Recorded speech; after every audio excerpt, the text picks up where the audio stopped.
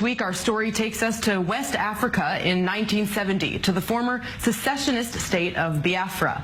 And luckily, we have our resident history buff, Jeff Abramowitz, in studio. Jeff, hello and welcome, and thank you for joining me. Thank you. I'd like to start by quoting the Bible, which is not something I do often or even at all for that matter, from the book of Ecclesiastes. That which has been shall be. That which has been done shall be done. There is nothing new under the sun. So how does that connect to Biafra? Because we are talking about a civil war, the Nigerian Civil War, which was one of the world's great humanitarian crises of its time. Still resonates in Africa. It was a war when the eastern part of Nigeria, which was mainly Christian, dominated by the Igbo tribe, broke away from Muslim-dominated West Nigeria, its own state Biafra, fought a brutal, bitter war, held out for 3 years, but then was starved into submission.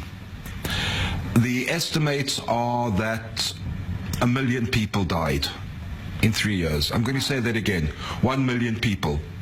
At one stage, they were estimating 3,000 to 5,000 people a day. I just want to draw our viewers' attention to the photos on the screen of these poor, starving children.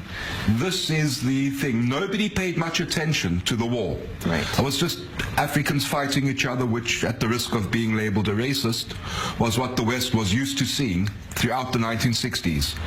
But then photographers got into Biafra and took these photographs and brought, especially a man called Donald McCullen, but not only here, they brought back photographs of the starving, of the dying, and the conscience of the world was outraged. Now, Nigeria put a blockade on Biafra, total blockade.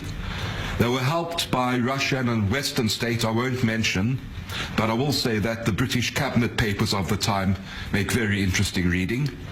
No medicine or food could get into Biafra. People starved. There were relief flights coming in, but not enough to keep them alive. There were missionaries in Biafra who did amazing work. I think it was the Irish Holy Ghost Order. If I get the name wrong, I apologize. I'm not that clued up on Irish Catholic orders. That's all right. But they did amazing work. And the organization Doctors Without Borders was founded as a result of Biafra. The conscience of the world. These pictures, the pictures we saw of the starving children, it was the great humanitarian cause of the day.